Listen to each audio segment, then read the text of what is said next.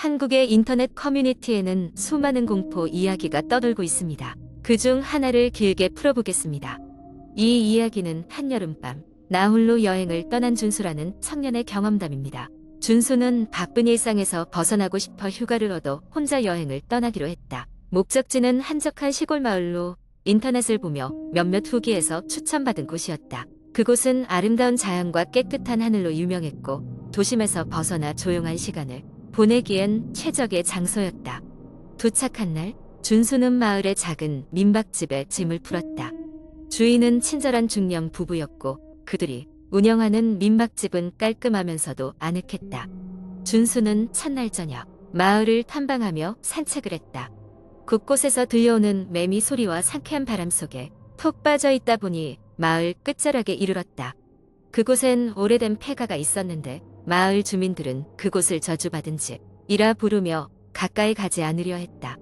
호기심 많은 준수는 그 말에 더 끌려 폐가로 다가갔다. 문은 굳게 닫혀 있었지만 창문 몇 개가 깨져 있어 집안을 엿볼 수 있었다. 집안은 먼지와 거미줄로 뒤덮여 있었고 오래도록 버려진 것처럼 보였다. 그러나 이상하게도 집안은 무언가의 기운으로 가득 차 있는 듯했다. 준수는 약간의 두려움을 느꼈지만 그만큼 더 큰 호기심을 느꼈다. 그날 밤 준수는 민박집으로 돌아와 침대에 누웠다. 하루 종일 돌아다닌 탓에 피곤함이 몰려왔고 그는 이내 깊은 잠에 빠져들었다. 그러나 한밤중 갑작스러운 소음에 잠에서 깼다.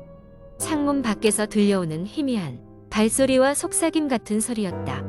그 소리는 점점 민박집 주변을 맴돌고 있었다. 준수는 그 소리가 폐가로부터 오는 것임을 직감했다. 그는 이 소리가 자신을 부르고 있다고 느꼈다.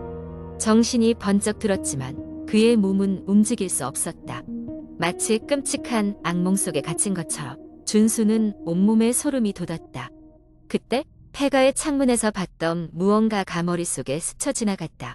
그 안에는 검은 그림자 같은 형체가 서서히 다가오는 모습을 봤던 것이다.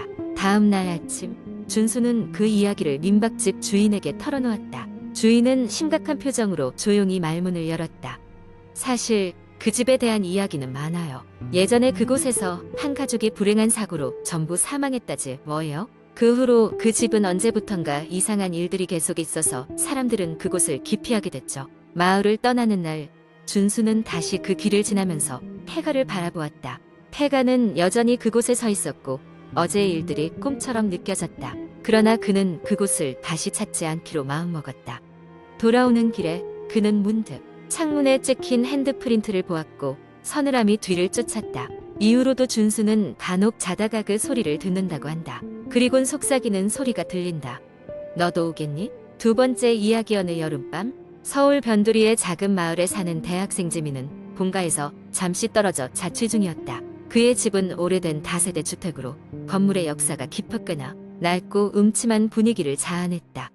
도시에 처음 왔을 때는 아무렇지 않게 생각했지만 시간이 지날수록 그 건물에는 무언가 이상한 기운이 감도는 것처럼 느껴졌다. 지민의 방은 복도를 따라 들어가 가장 끝에 위치해 있었다. 같은 층에 몇 명의 주민들이 살고 있었지만 지민은 이웃들과 거의 말을 섞지 않았다. 그런 그의 생활의 유일한 위안은 매일 밤 친구들과 하던 온라인 게임이었다. 그러나 갑작스러운 인터넷 연결 불량이 생기면서 그 위안도 사라지고 말았다. 하루는 인터넷 소리를 핑계로 지민은 그 건물의 으슥한 구석구석을 살피기로 했다.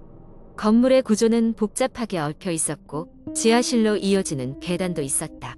평소에는 잠겨져 있을 줄 알았던 지하실 문이 그날은 이상하게도 열려 있었다. 호기심에 이끌린 지민은 스마트폰의 플래시를 켜고 어두운 지하실로 발걸음을 옮겼다. 지하실은 좁고 낮은 천장에 곰팡이, 내음이 가득 찬 공간이었다. 무엇이 여기에 있을지 모른다는 막연한 공포가 지민의 목덜미를 서늘하게 스쳤다. 그때 그의 눈에 이상한 음각이 새겨진 벽이 들어왔다. 가까이 가서 보니 벽지 사이로 무언가 삐져나와 있었다. 가늘고 세심한 손길로 벽지를 조금 더 뜯어내자 오래전에 사가버린 듯한 노트 하나가 나왔다. 지민은 광범위한 변색과 곰팡이가 묻어있는 노트를 조심스럽게 펼쳤다.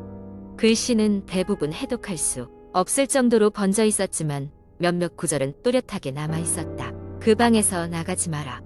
그들이 다시 돌아온다. 이 메시지를 읽는 순간 지민은 본능적으로 등을 돌려 지하실을 나가고 싶었지만 호기심이 더 강하게 그를 붙잡았다. 그는 그 자리에서 휴대폰으로 이 누구인지 검색해 보았으나 만족할 만한 정보는 없었다. 대신 그 마을의 오랜 역사와 관련된 몇 가지 전설이 떠올랐다. 예전 이 마을에서 집단 실종 사건이 있었다는 것, 그리고 그때 사라진 사람들이 다시는 돌아오지 않았다는 이야기가 줄을 이루고 있었다. 지민은 그날 이후 밤마다 이상한 꿈을 꾸었다. 어둠 속에서 울부짖는 소리, 벽 너머에서 들리는 정체불명의 속삭임, 그리고 어렴풋이 보이는 사람의 실루엣들. 그들은 하나같이 그 지하실을 가리키고 있었다. 어느 날 밤, 침실이 아닌 지하실 한가운데 서 있었다. 그 후로 지민은 학교에 가는 것조차 꺼리게 되었고 친구들에게도 점점 멀어졌다. 대체 무슨 일이 벌어지고 있는 것인지 스스로 이해할 수 없었다. 한 가지 분명한 것은 이상한 것들이 그 지하실에서 시작된다는 것이었다. 지민은 더는 참을 수 없었고 건물 관리인에게 이 이상한 현상에 대해 진지하게 이야기해 보았다. 관리인은 잠깐 망설이더니 마침내 입을 열었다. 여기 살던 사람들은 모두 그 방을 꺼렸어. 그리고 당신처럼 호기심에 이끌린 사람들은 결국 떠났지. 그 방, 그 공간은 오래된 비밀들을 묻고 있거든. 그 후로 지민은 그 건물을 떠나기로 결심했다. 그가 방을 비우던 날 마지막으로 지하실에 내려가 노트를 원래 있던 벽지 뒤에 슬쩍 밀어 넣었다. 누가 보지 못한 과거에 누군가가 남긴 경고처럼 말이다. 묘한 뒷맛을 남긴 채로 지민은 그날 이후 다시는 그 건물에 발길을 들이지 않았다. 서울의 다른 지역에서 다시 시작한 지민의 삶은 전과 다름없이 평온했지만 그 건물과 지하실 그리고 노트에 담긴 수수께끼는 그로 하여금 때때로 한밤중에도 눈을 뜨게 만들곤 했다. 눈을 감으면 어렴풋이 들리는 그들의 속삭임이 여전히 귓가를 맴돌고 있었으니까.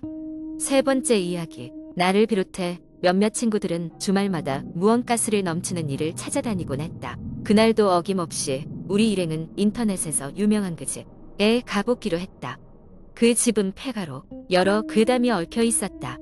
누군가는 그곳에서 이상한 소리를 들었다고 했고 다른 누군가는 그곳에서 알 수 없는 형체를 목격했다고 말했다. 추운 겨울밤 우리는 두 대의 차에 나눠 타고 목적지를 향해 출발했다.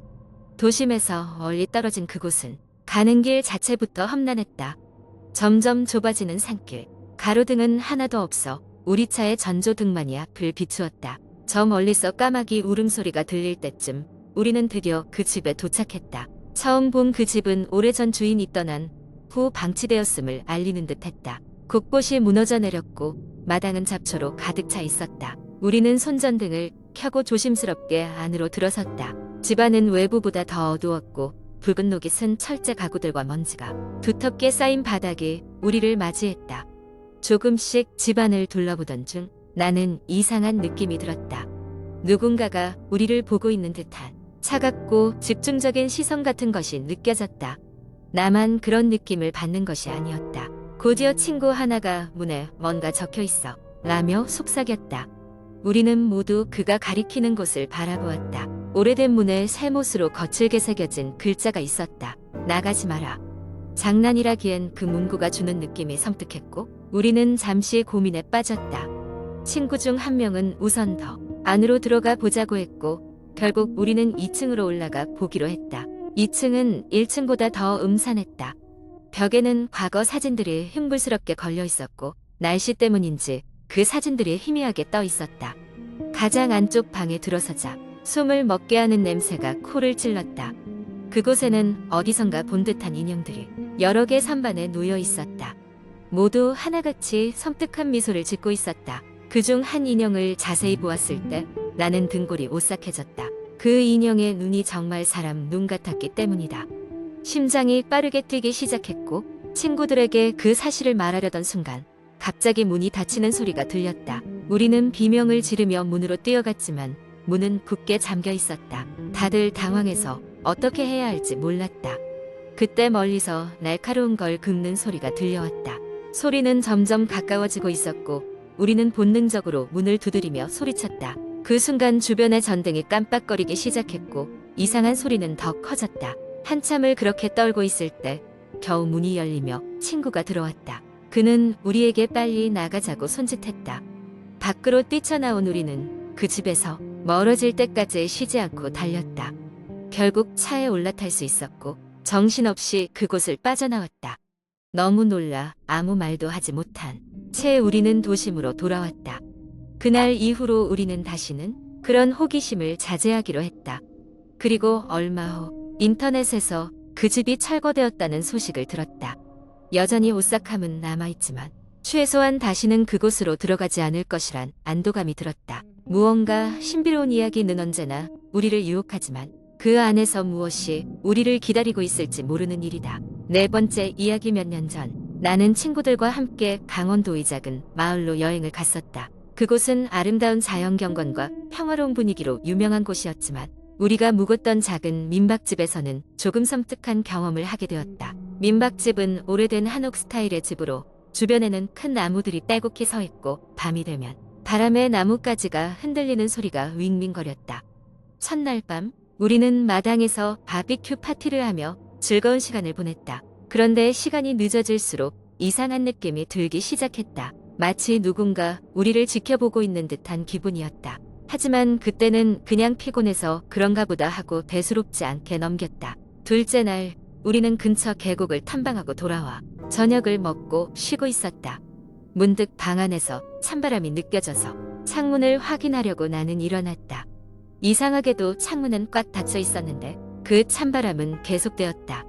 순간 등골이 오싹해지며 무언가 잘못되었다는 직감이 들었다. 그날 밤 나는 이상한 꿈을 꾸었다. 꿈속에서 나는 민박집에 오래된 방을 걷고 있었는데 벽에 걸린 낡은 거울 속에서 누군가 날 보고 있었다. 나는 꿈에 누군가와 눈이 마주쳤고 그 사람은 갑자기 거울 속에서 빠져나와 내게 다가왔다. 나는 비명을 지르며 잠에서 깼다. 숨이 가빠왔다. 내 심장이 미친 듯이 뛰고 있었다. 다음 날 아침 나는 그 꿈에 대해 친구들에게 이야기했다. 한 친구가 무거운 표정으로 말했다. 사실 나도 오늘 새벽에 이상한 소리를 들었어. 누군가 복도를 걷는 소리였는데 나가보니 아무도 없더라고. 그 이야기를 듣자 우리는 불안함을 느끼기 시작했다. 마치 이 집에 우리가 모르는 무언가가 존재하는 것 같았다. 그날 저녁 우리는 민박집 주인 할머니에게 조심스럽게 이틀 동안 있었던 이상한 일들에 대해 이야기했다. 할머니는 우리의 이야기를 듣고는 깊은 한숨을 쉬며 말씀하셨다. 사실 이 집에는 오래전부터 이야기가 전해 내려오고 있단다. 여기에 원래 살던 가족이 있었는데 큰 불행이 닥쳐 모두 집을 떠났어. 그 이후로 때때로 이상한 일들이 벌어지곤 했지. 하지만 겁낼 필요는 없다네. 그 영혼들은 해를 끼치지 않는단다. 그러함에도 불구하고 우리는 그 이야기를 듣고 더 이상 그곳에 머물고 싶지 않았다. 그날 밤 우리는 각자 방에 문이 잘 잠겼는지 몇 번이고 확인하고서야 잠자리에 들었다. 다행히도 그날 밤에는 아무 일도 일어나지 않았다. 결국 우리는 다음 날 아침 일찍 민박집을 떠났다. 차를 타고 마을을 벗어나면서 우리는 민박집을 다시 한번 바라보았다. 아침 햇살 아래의 민박집은 마치 아무 일도 없었던 것처럼 고요하게 서 있었다.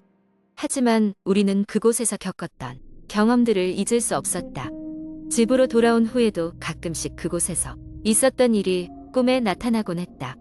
지금도 가끔씩 그 친구들과 모이면 그 민박집에서의 일을 떠올리곤 한다. 그때마다 우린 서로 농담처럼 이야기하지만 속으로는 여전히 등골이 서늘해짐을 느낀다. 아마도 그곳에는 여전히 누군가가 살고 있을지도 모른다는 생각 때문이다.